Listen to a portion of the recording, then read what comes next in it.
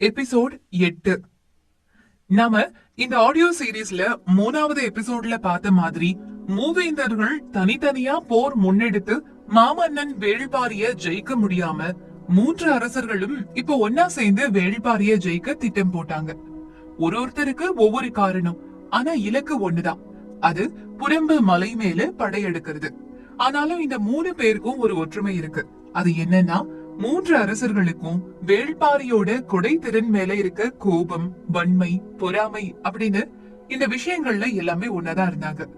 இந்த கோபம் எப்படி மாறுதுன்னா, போர் புரிஞ்சு வேள்பாரிய ஜெயிச்சு பரம்பு மலைய கைப்பற்றணும்னு இருந்த ஆசை திசை மாறி வேள்பாரிய கொலை பண்ணணுங்கிற வெறியா மாறுச்சு. அதுக்கு என்ன காரணம்னு பார்த்தோம்னா, முதல்ல பாண்டிய மன்னன் குலசேகர பாண்டியனுக்கு அவரோட கடல் சார்ந்த வர்த்தகத்தை எந்த தோய்வும் இல்லாம பகல் இரவுன்னு பிரயாணம் செய்ய அதுக்கு திசை காட்டுற கருவியா பரம்பு மலையில இருக்கிற தெய்வ வாக்கு விலங்கு தேவைப்பட்டுச்சு.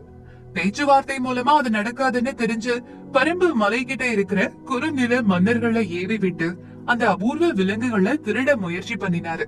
அதுல பயங்கர தோல்வியும் அடைஞ்சாரு.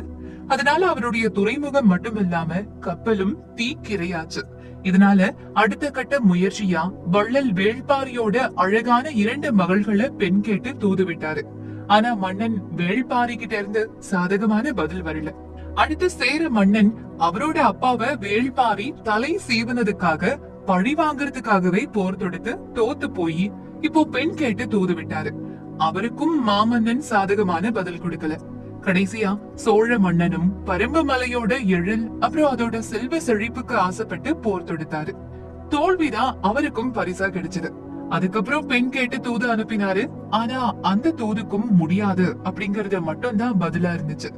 இப்படி ஒருத்தர் மாத்தி ஒருத்தர்னு மூவேந்தர்களும் மன்னன் வேள்பாரியுடைய அழகான 2 மகள்களை பெண் கேட்டு அதுலயும் தோல்வி அடைஞ்சாங்க.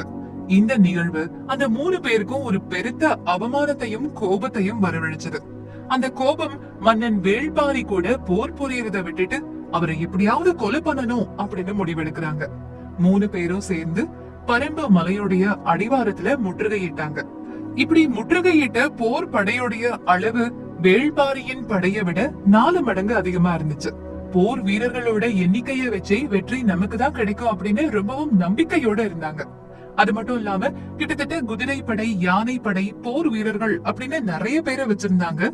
மூவேந்தர்களும் அந்த சின்ன குறுநில மன்னனை எதிர்த்து போர் புரியறதுக்கு பரம்பு மலைய சுத்தி வளைச்சாங்க. காட்டுல இருக்கிற பூச்சிகளையும் மலையில இருக்கிற சூட்சமத்தையும் மலை சரிவுகளையும் தனக்கு சாதகமா பயன்படுத்தி தன்னை எதிர்க்கிற யாரையும் வீழ்த்துறது வேள்பாரிக்கு கைவந்த கலை. பாரியுடைய இந்த ஒரு திறமையை தெரிஞ்சுக்கிட்ட மூவேந்தரும் வேள்பாரியுடைய மலையிலிருந்து கீழே இறங்கி சமதளத்துக்கு கொண்டு வந்து தங்களுடைய மிகப்பெரிய படைய வச்சு வேள்பாரிய தாக்கி அழிக்கிறது தான் மூவேந்தர்களுடைய திட்டமா இருந்துச்சு. மூவேந்தர்கள் பரம்பு மலை அடிவாரத்துல ஆரவாரமா நடத்தின எச்சை சடங்க மலை முகடு மேல இருந்து வேள்பாரியும் கபிலரும் முடியனும் பாத்துக்கிட்டு தான் இருக்காங்க.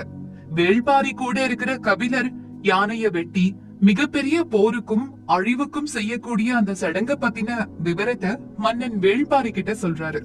இதெல்லாம் பாத்துட்டு இருக்கிற வேள்பாரிக்கு ரொம்ப பிடிச்ச வீரனான நீலன் அப்படிங்கிறவரு கொற்றன் அப்படிங்கிற இளைஞனோடவும் இன்னும் சில வீரர்களோடவும் வெட்டுவான் பாறையை நோக்கி நடக்கிறாங்க. அந்த சமயத்துல நீலனுடைய மனைவி மயிலாருக்கு வளைகாப்பு விழா ஏற்பாட்டு வேள்பாரியோடைய மனைவி ஆதினி பண்ண ஆரம்பிச்சாங்க. அதனால பெண்கள் எல்லாருமே அங்க கூடி இருந்தாங்க. வேள்பாரிய கீழே வரவிடாம அவர் கூட எல்லாருமே அங்க கூடி இருந்தாங்க. வேள்பாரிய கீழே வரவிடாம அவர் கூட இருந்த கபிலரும் பரம்பு வீரர்களும் முடியனும் பாத்துக்கிட்டாங்க.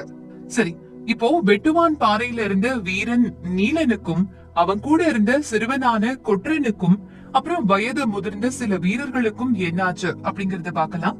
நீலனும் கொற்றனும் அப்புறம் அங்க இருந்த 24 வயது முதிர்ந்த வீரர்களும் அந்த இரவு வெட்டுவான் பாறையிலேயே ஓய்வெடுத்தாங்க. அப்போ பரம்பு மலை அடிவாரத்துல அந்த இரவு நேரத்துல 600 பேரை கொண்ட போர் வீரர்கள் கருங்கை வாணன் தலைமையில அந்த வெட்டுவான் பாறையை நோக்கி நடக்க ஆரம்பிச்சாங்க.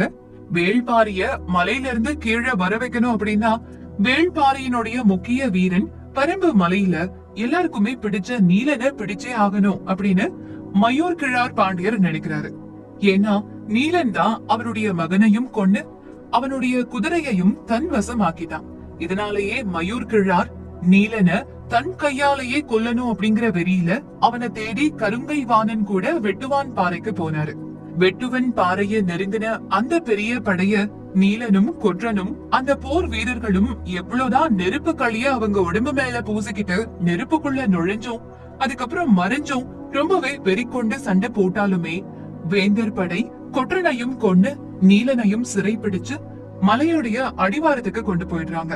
மூவேந்தர்களுக்கு பாரி மேல போர் தொடுக்க எவ்வளவு காரணம் இருந்தாலும் மன்னன் வேள்பாரிக்கு ஒரே ஒரு காரணம் தான், அது நீலனை அவங்க கிட்ட இருந்து காப்பாத்தியே ஆகணும் அப்படிங்கறதுதான். கபிலர் நீலனை பார்க்க மலையினுடைய அடிவாரத்துக்கு வந்தாரு. அவன் தன்னுடைய உடம்பு முழுக்க காயங்களோட இருந்ததை பார்த்த கபிலர் தான் கொண்டு வந்த கருப்பு துணிய நீலன் மேல பூத்தினாரு. அந்த துணி காயங்களை ஆற்றக்கூடிய மருத்துவ குணம் கொண்ட ஒரு துணி. நீலனை பார்த்துட்டு மூவேந்தர்கள் கிட்டையும் வேள்பாரிய உங்களுடைய படைகளால வீழ்த்த முடியாது அப்படின்னு சொல்லிட்டு அங்கிருந்து கிளம்புறாரு. மூவேந்தர்களும் தங்களுடைய பெரிய படைகள் எல்லாத்தையும் பயன்படுத்த ஆரம்பிக்கிறாங்க. ஆனா மாமன்னன் வேள்பாரிய அவங்களால போர்ல வெற்றி அடையவே முடியல. மூவேந்தர்களும் பரம்பு நாட்டை சுத்தி வளைச்சு அங்க வாழற மக்களுக்கு தேவைப்படுற அத்தியாவசியமான பொருட்களை மலைக்கு மேல போக விடாம தடுத்தாங்க. ஆனா இந்த செயலால அங்க இருந்த பரம்பு மக்களுக்கும் அவங்களுடைய வாழ்வாதாரத்துக்கும் எந்த ஒரு பாதிப்பும் ஏற்படல. ஏன்னா அந்த பரம்பு மலையில இயற்கையாவே கிடைக்கிற உணவு பொருட்களும் சுனை நீர்களும் அதிகமாவே கிடைக்கிறதுனால மக்களுக்கு எந்த ஒரு பாதிப்பும் இல்லாம எப்பவும் போலவுமே அவங்க சந்தோஷமா வாழ்க்கை நடத்தினாங்க. இது கபிலருடைய பாடல்கள் மூலமா மூவேந்தர்கள் தெரிஞ்சுக்கிட்டாங்க. அது மட்டும் இல்லாம அந்த பாடல்கள்ல இருந்த சில வரிகள் மூவேந்தர்களை மறுபடியும் யோசிக்க வச்சுச்சு. இது மூலமா ஒரு பெரிய வஞ்சக செயல் அரங்கேறதுக்கும் வழிவகுத்துச்சு. அந்த பாடல் வரிகள் என்னன்னா, பாணர்களுக்கும் வரளியர்களுக்கும் எளிய இந்த மலை உங்களுக்கு அரிது அப்படிங்கிற இந்த வரிகள் தான். இதுக்கப்புறம் மூவேந்தர்கள் ஒண்ணு சேர்ந்து ஒரு திட்டம்